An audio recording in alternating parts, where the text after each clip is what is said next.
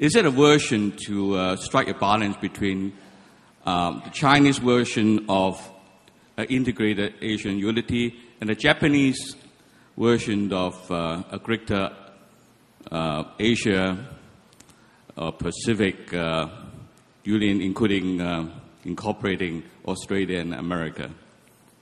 Can you comment on that? I think they are in different fields. The Trans-Pacific Partnership, which I was speaking about, is a purely free trade agreement.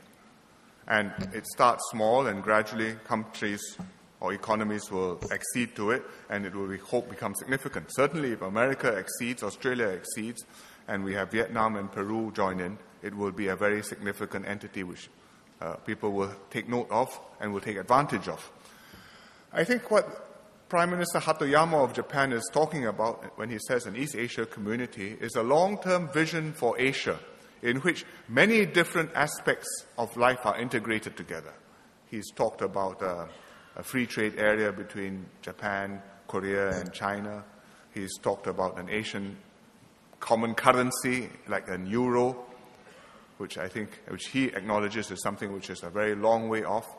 He's talked about a revived Asia as a community of nations, which means many aspects of cooperation. But at the same time, he has also talked about maintaining the link across the Pacific, and in particular the link between Japan and America and the security agreement, which is crucial to Japan and crucial to the region.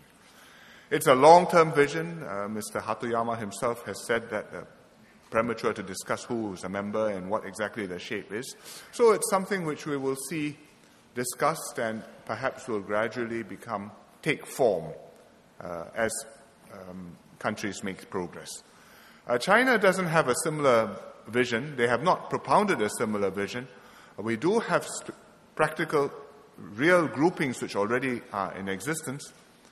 Two of them, in fact. One includes ASEAN plus China, Japan, and Korea, which is you would call it an East Asian community, but it's actually East and Southeast Asian. And the other one, which includes all of these, plus India, Australia, and New Zealand, which is ASEAN plus 6 countries. And to confuse you further, this one is called the East Asian Community, or East Asian Summit, although Australia and New Zealand are not East Asian and neither is India. But it is a group which reflects the pattern of cooperation and regional integration which is taking place, and where the flows are, where the interfaces are, where the potential frictions are, which within a group we can talk over and we can make progress, harmonizing our aspirations and our objectives.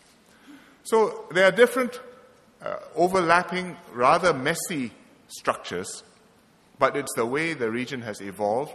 And when you are in a situation like this, which has a historical background to how you got here, the wisest thing to do is not to succumb to the urge to tidy up everything, but to leave it and let it evolve gradually and incrementally make progress as we understand what makes sense and what will be useful to the countries.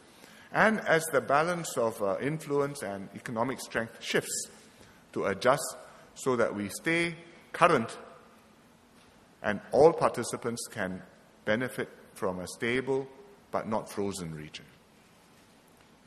Thank you, Prime Minister. Do you have time for one more question? Yes, sure. Yes.